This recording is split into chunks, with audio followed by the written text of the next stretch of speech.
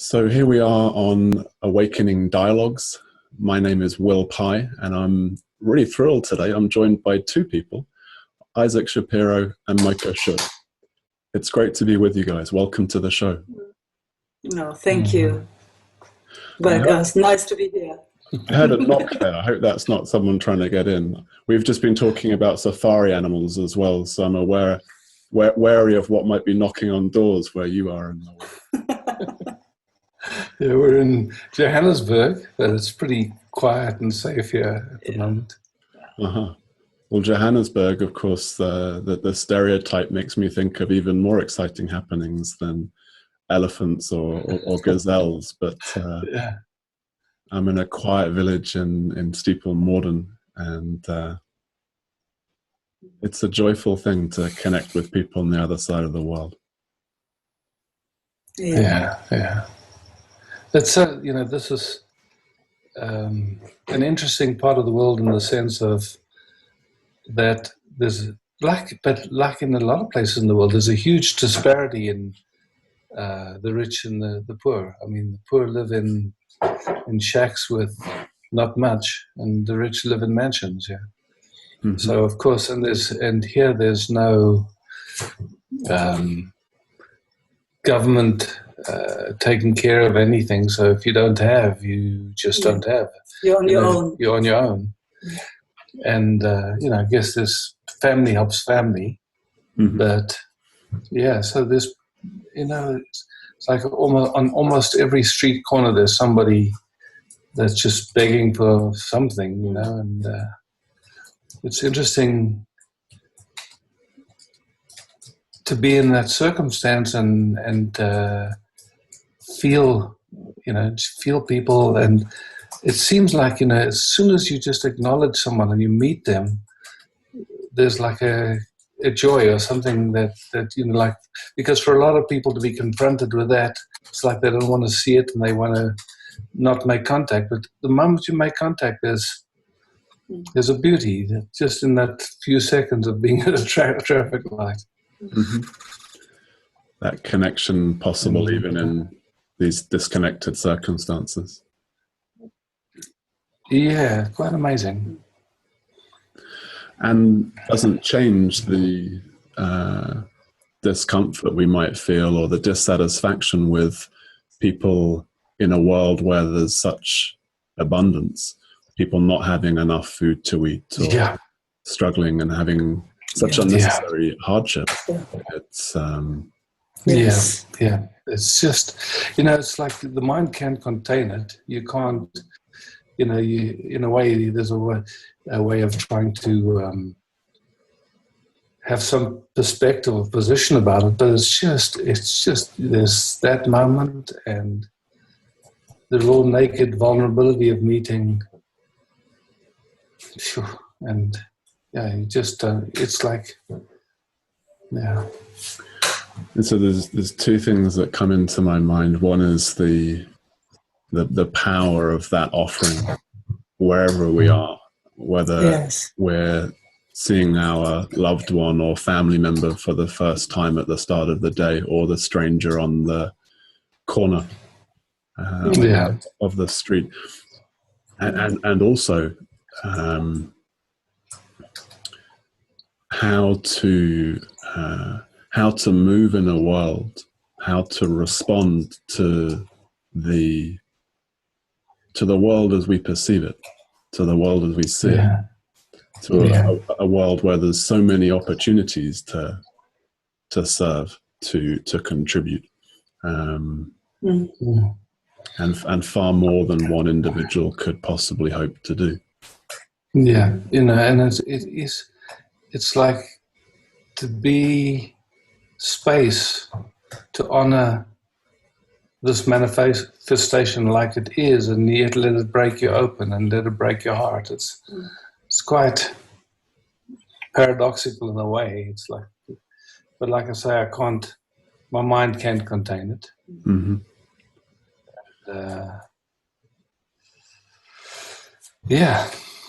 So a being with it. I mean, this is something that has really been a theme in my life journey, is how to contribute in ways that are meaningful, and to use skillful means, as the Buddha spoke of, to give people what they need, to give people what's most valuable to them where they're at. And there's often a division between, nonsensically, a division made between truth and service in the world. But certainly between truth and politics. There's often sort of, the mind creates a division. One is safe and spiritual, and we can go there in comfort, and politics is dirty or not spiritual, or it's too of the world, or something of this nature. And I mean, and for me, what's so exciting is to see what's happening in America with this Bernie Sanders. I mean, it's because his whole invitation of coming together to kind of be practical and, you know, deal with what needs to be dealt with on the planet. And for me, that's such a beautiful invitation, because he's not saying he's going to fix it. That for me, I think, is a depth of his message more than anything. He's got compassion and integrity, it would seem. You know, the footage, he's been saying the same thing for 40 years. And he's also got this recognition that it's not about him. Yeah, absolutely. He said it's not actually going to change things if I become president, because we have a system that's set up in such needs dismantling completely, and he's clear. Yeah. So it's interesting, because, you know, it's like recognizing that at the moment there's a system in place, you could say a political, financial system in place that's not human friendly. Mm-hmm. And that as exploring happens, whenever we with people, I keep sensing subtleties that are going on in consciousness, you could say, and expressing themselves through these forms that show up as that system. We can look at it and we can say, look, I see the manifestation, and I can see that it's actually horrendous.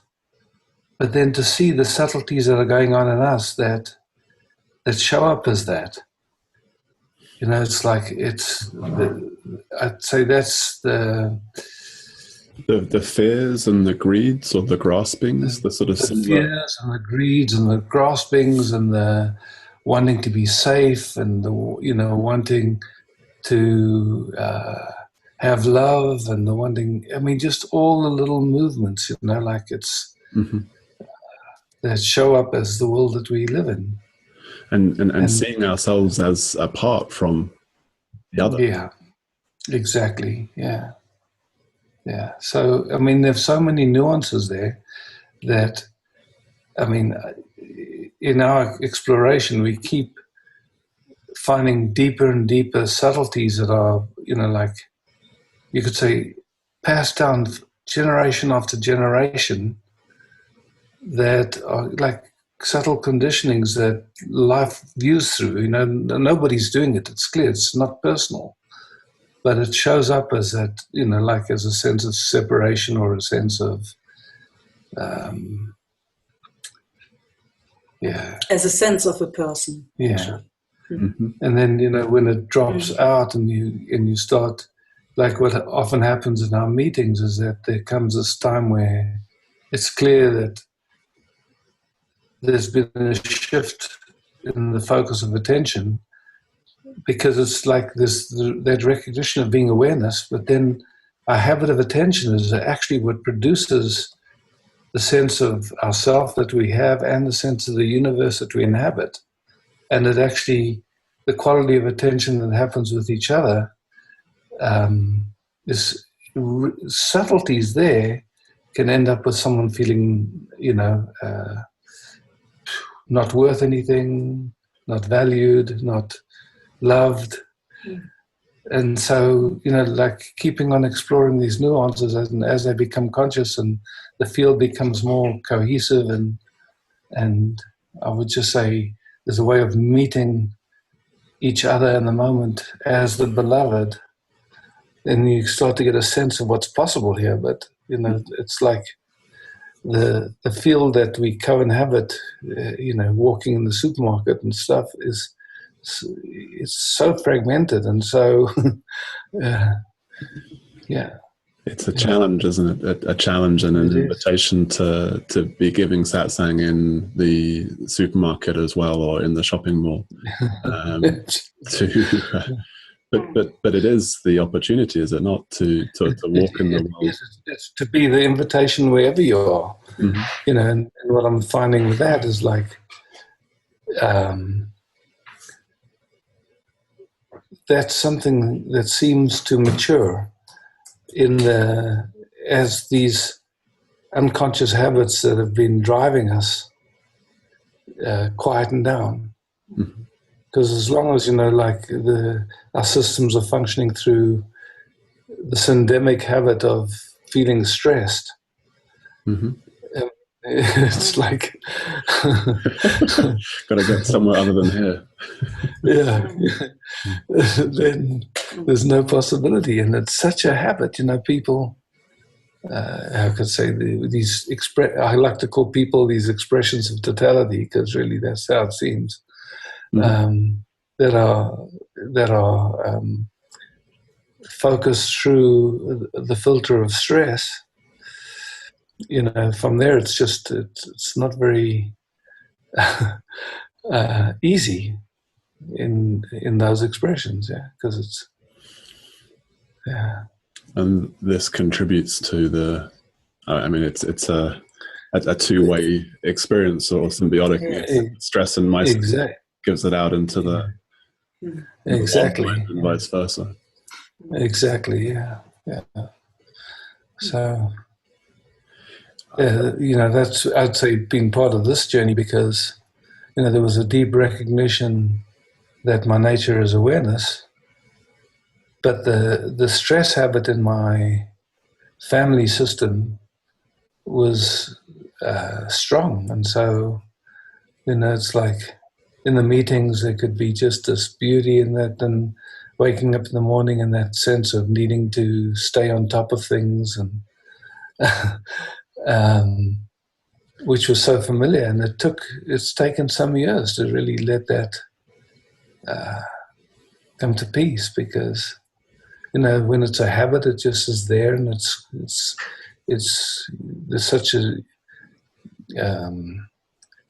when it's a habit, you know, it's hardly even noticed, because it seems like that's just how life is.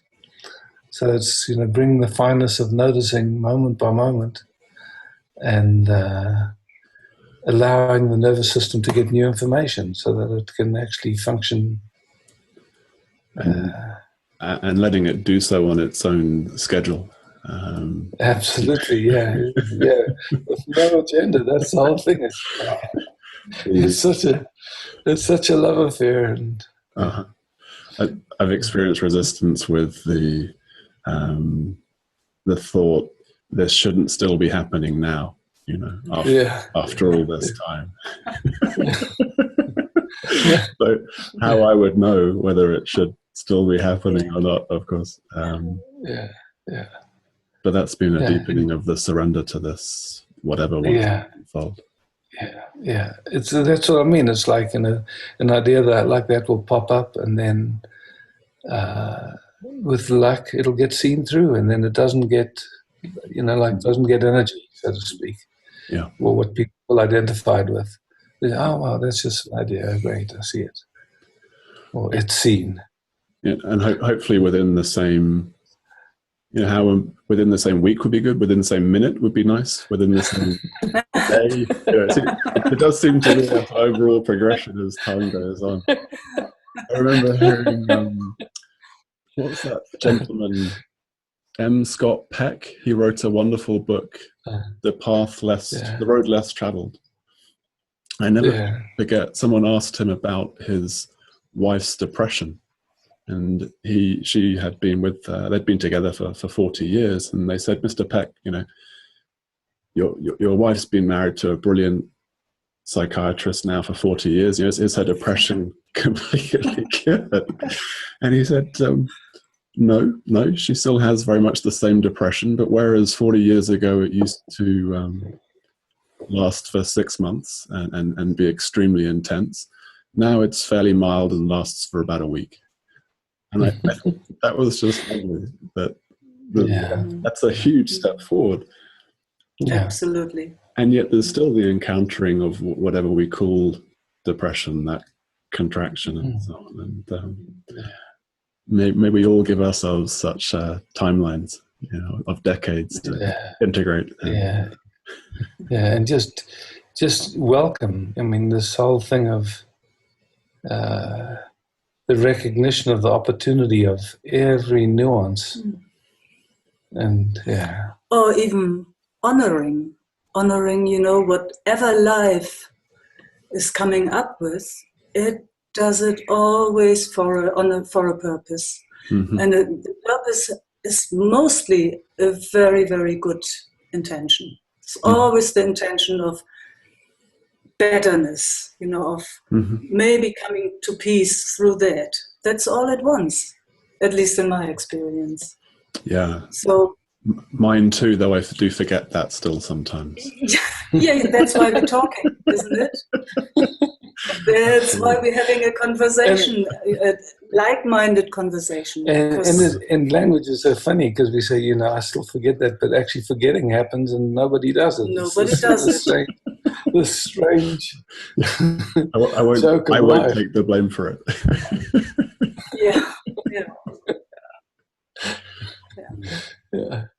Yeah, there's the joke. When I came on the call, I mentioned that I'd been laughing to the point of crying, and you pointed out that this was probably ideal preparation, and I'm reminded of the joke of this experience of being human, and the language is the way it is, the body is the way it is, the memories are the way they are.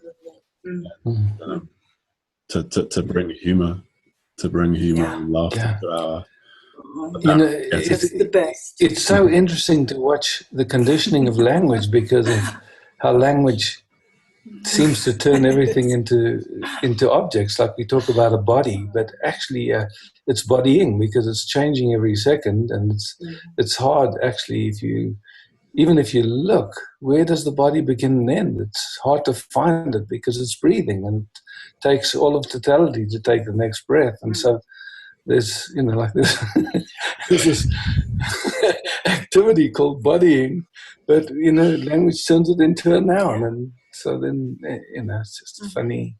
Especially so in English, apparently. There was a very damn English. Yeah, we've got to play. We've got a lot to be responsible for if we look back at the last few thousand years. Fortunately, I don't see myself as English, so I don't feel any guilt around that. But my parents probably do. Though I do convince myself of being English when the soccer is on. So life is this play and drama, but we take it seriously at times because it's more fun. And for me, it's the same with sport or with a movie. We get involved and the good guys and the bad guys. Absolutely. For an hour and a half, I'll be English. There was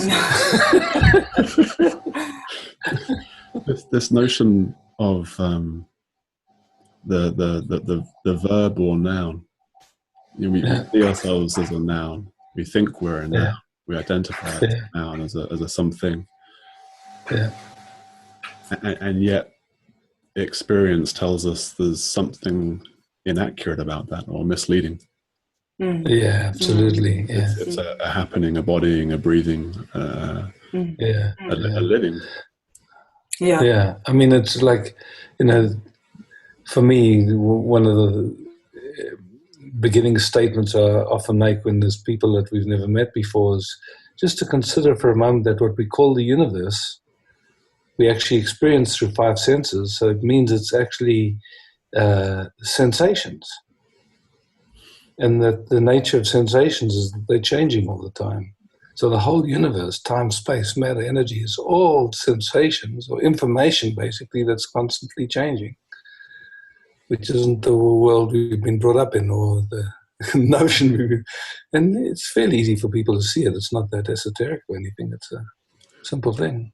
Yeah, and I think the ease, when we see that fluidity, or when we bring that vision of that sensational view, everything is in constant flux, it becomes more difficult to be deeply in suffering about anything. Yeah. Because we know it's, however bad it is right now, it's going to be something else in a moment. It might not be quite as bad. And then just, like looking at the nuances of bad, because really when there's no resistance, even dying is not a big deal. It's like, or even pain is just like, it's okay, it's just sensations. And so the badness always has some automatic unconscious contraction that's happening that nobody is doing again, but then shows up as a sense of my experience, as if it belongs to us or something. It brings to mind my probably all-time favorite quote. It's on my email. It's attributed to various Buddhist people, and it simply says that since everything being but an experience, having nothing to do with good or bad, acceptance or rejection, one may well burst out in laughter.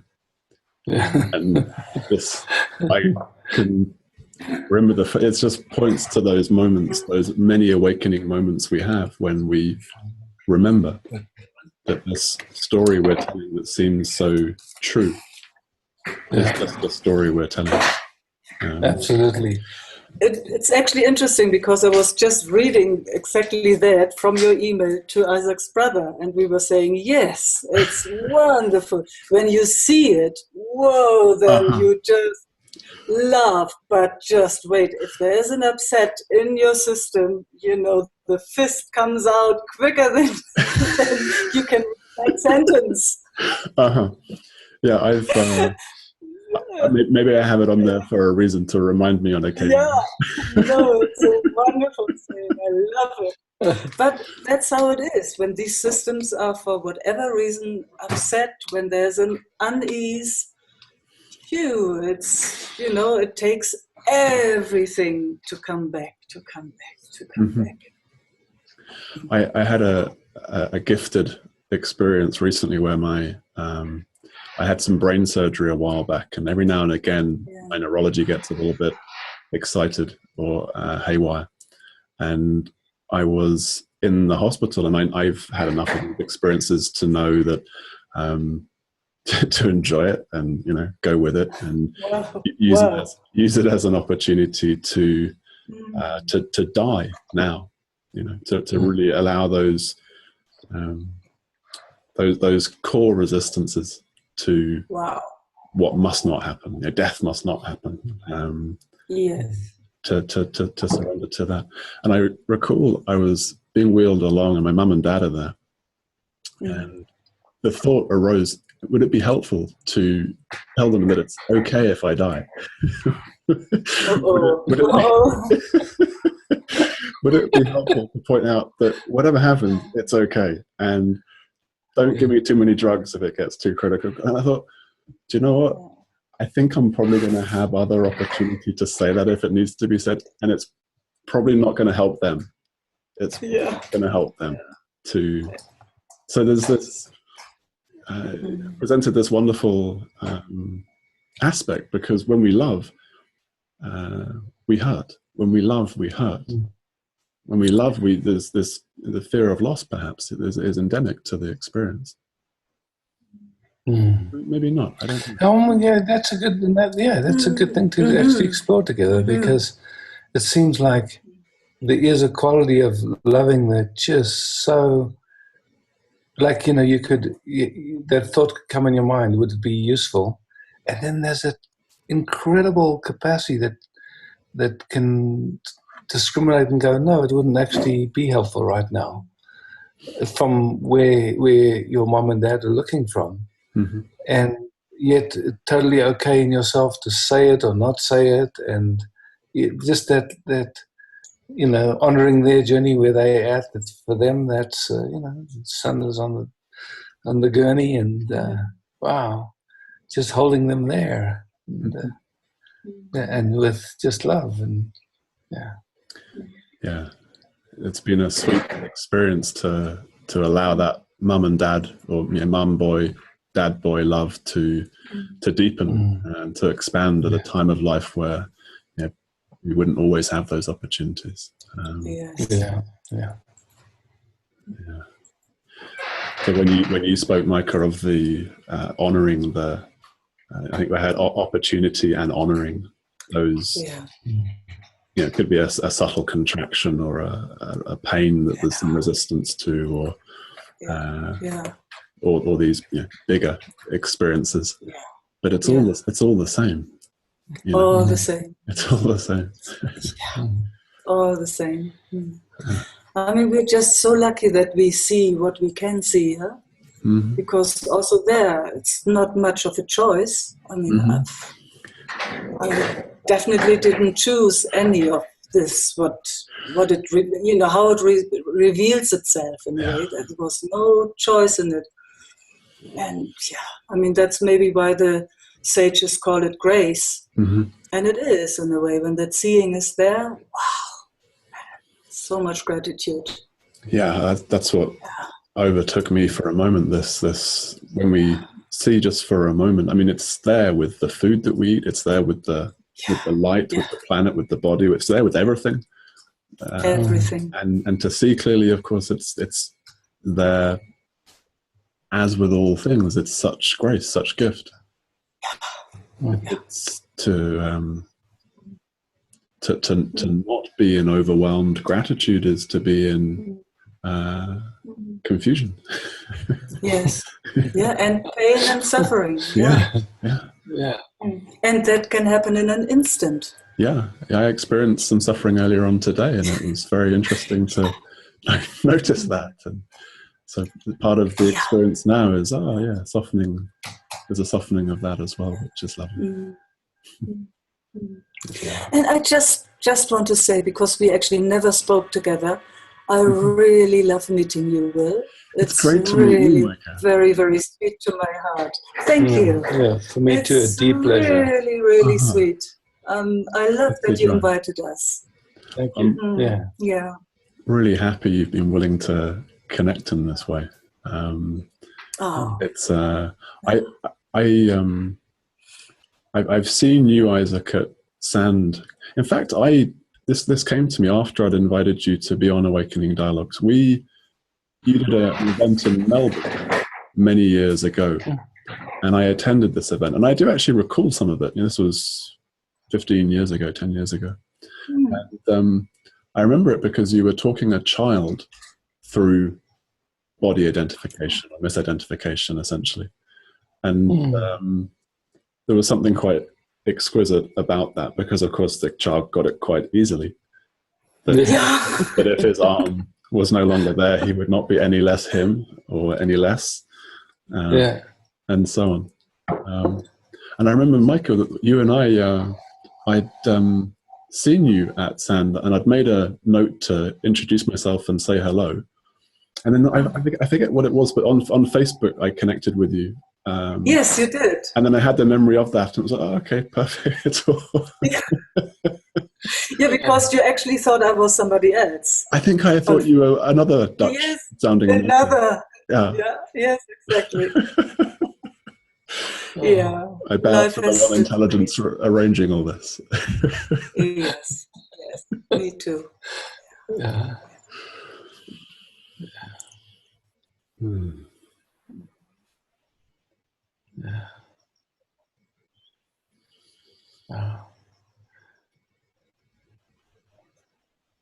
I love the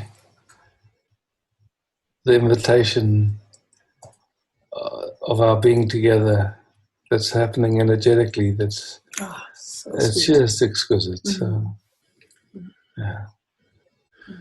I haven't been in a group either of anyone else's or one that I have been leading for weeks and weeks, and I feel I noticed this the other day. I was chatting with my friend Karen, and I feel an ache. I feel a desire to be in a meeting, to be in a satsang, to be in that space. When I'm working regularly, it quickly just becomes normal. You know, this magic and softness, but I think that phrase, the absence makes the heart grow fonder, and I see a new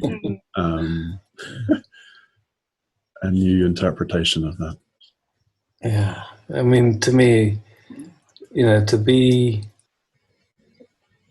in a circumstance where there's an interest in meeting life in a beautiful way, and just allow that to unwind whatever wants to be seen in that moment. Wow, that's what a privilege. Mm-hmm. Just like, yes, indeed. Yeah. So it's like a part of us, while we were journeying together, traveling through all this amazing stuff, we were inquiring together, just noticing nuances. We don't seem to stop much. It's pretty lucky. It would have to be a shared obsession, a shared passion. This truth thing, right? Yeah. I've realized that's got to be in anyone that I'm going to be spending time with ongoing. Yeah. There's got to be that eccentricity. You know, it's this. I remember Henry David Thoreau, a hero of mine, reading his words, "Give me truth," and in that moment, I knew it was recognized. There was someone else on the planet who had this weird obsession with truth, and he's no longer alive, so it wasn't too sort of. I didn't have a chance of connecting with him, but there's something so exquisite about hanging out with people who say this too, who say "Give me truth" too, who want this. I wonder. One thing, we started speaking a little bit about the how to show up in a world that's in confusion, in lots of confusion, and I think there's a question actually. Have you guys noticed the receptivity or the opening or the seeing clearly happening more readily or in larger numbers? I think my mind wants something. I see a world waking up, or I see consciousness waking up to itself. It seems to be happening, but that's a nice thought as well. So I'm always intrigued to hear people's impressions.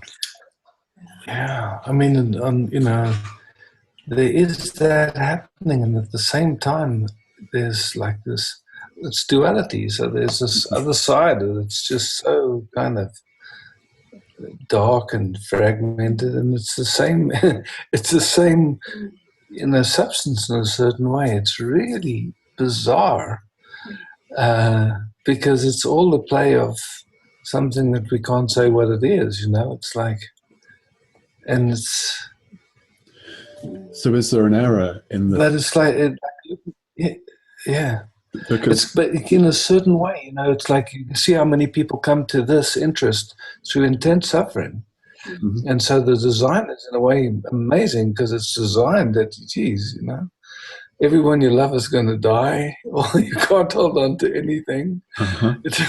To relate intimately is, given that we don't have very many models of healthy relating, Mm-hmm.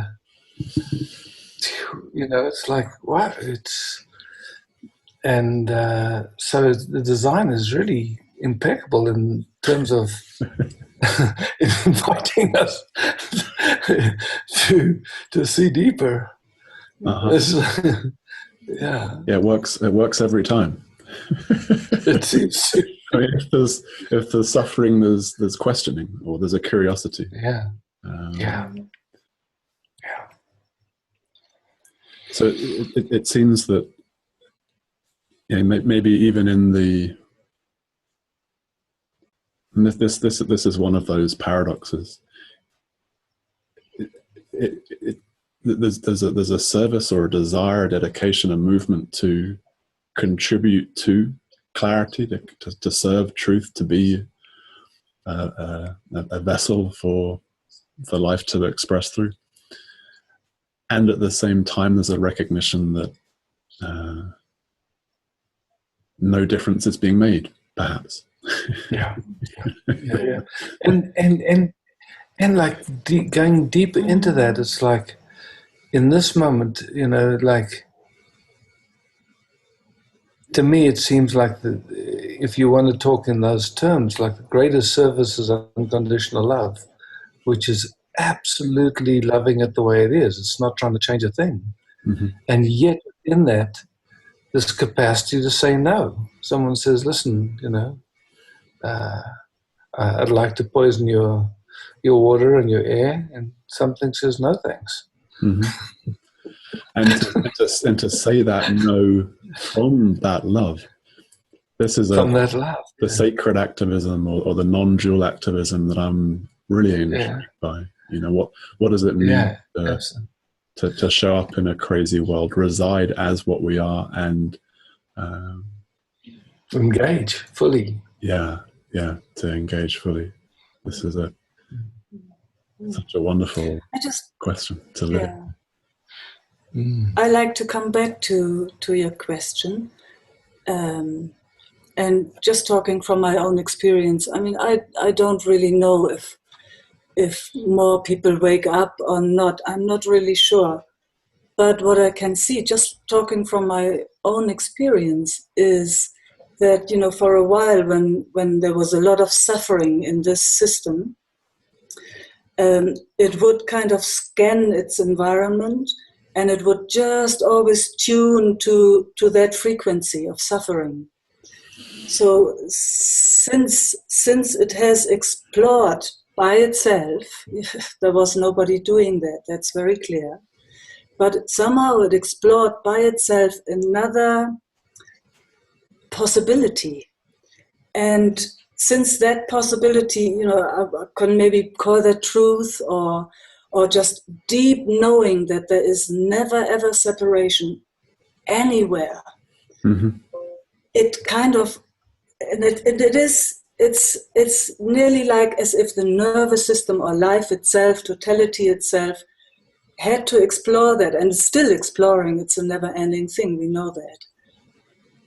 It has explored that possibility of experiencing peace here or unconditional love.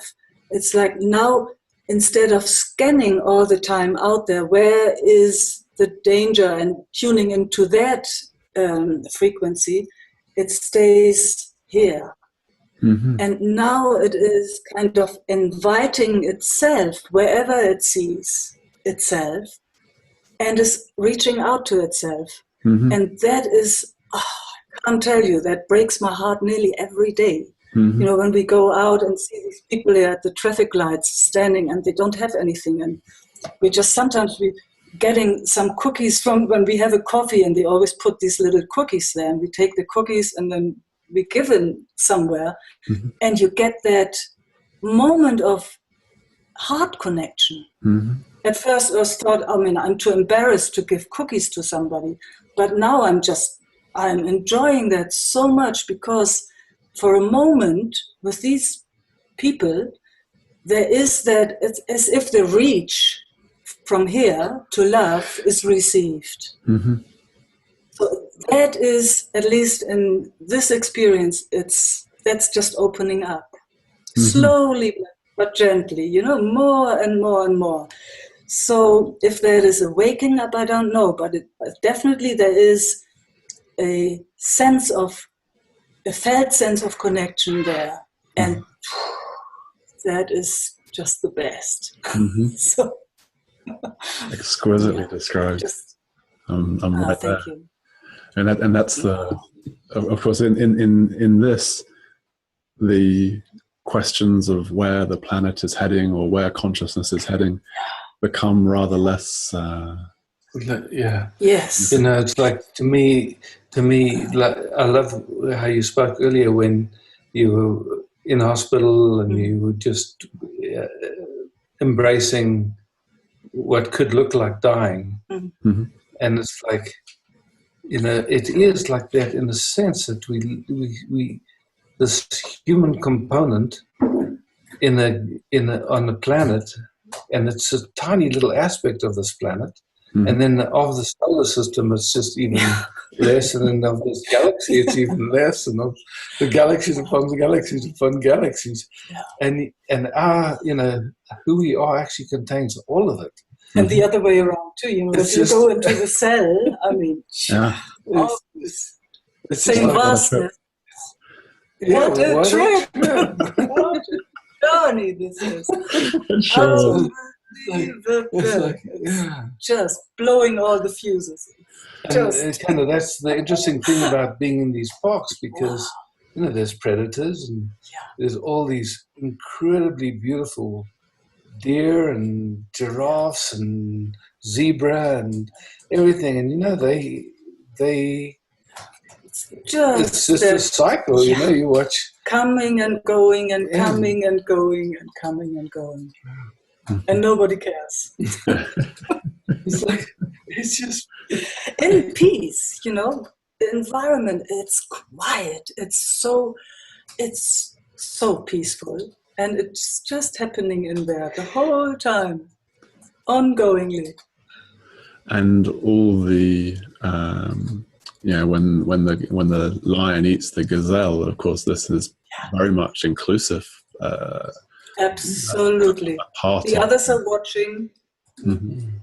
Yeah, sorry for interrupting. It puts a different perspective on things, because you're watching it happen in front of you on a daily basis. It's just and it's easy to judge, and it hurts. The moment you go into that realm of judgment, it's painful. But otherwise, you're just there. Yeah. I don't know why, but Donald Trump came into my mind, and there's another opportunity to just there. Maybe it wasn't so off place. Yes. And no, it's not. That expression of totality. And the duality of Bernie and Donald, and to engage with each as one. I mean, we may have a different vote, but to recognize each of them as aspects of this. Yes. You know, there's no left and right, either in an absolute sense or in any relative political sense. It's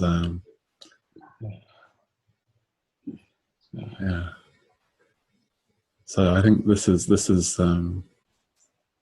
where so often this inquiry collapses, that the global service, the global awakening, the sacred activism, the non-dual activism starts and ends with this. And it may include attending rallies or giving food to an individual. For sure. One would hope. To me, I tell you, to me, when I see people meeting, you could say, expressions of arrogance and ignorance with bravery and integrity and beauty, it brings me to tears. It's just like, wow. And to do something, the Gandhi example, you know, I'm the vision. I'm working with some friends on this Love and Truth Party thing, and the essence of this is to inspire the Gandhi within, or the Thoreau or the Luther King or the Pankhurst. You know, this movement to serve something, and I mean, what a wonderful play! What a wonderful expansion to the trip, you know,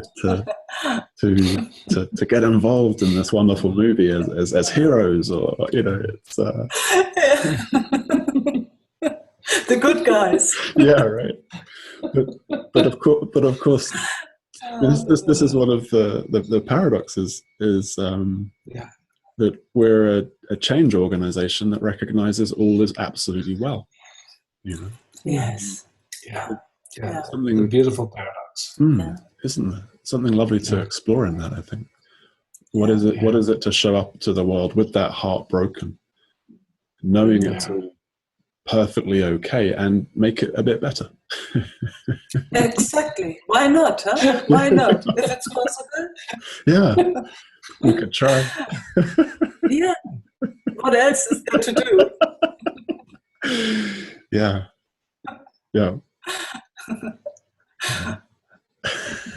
In a way, it's no different than brushing your teeth. Eh? Yeah.